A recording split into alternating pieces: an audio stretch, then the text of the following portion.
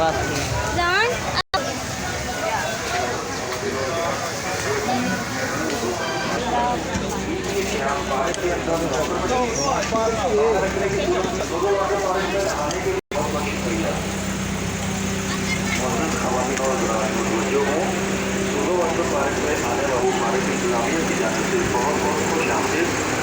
Sonu water park की parking में खड़ी गाड़ियों के मालकान से गुजारिश है कि बराए मेहरबानी अपनी चीजें, पैसे, मोबाइल, पर्स, कीमती अशिया पार्क के अंदर उसके आप लोग खुद जिम्मेदार होंगे, इंतजामिया जिम्मेदार ना होंगी।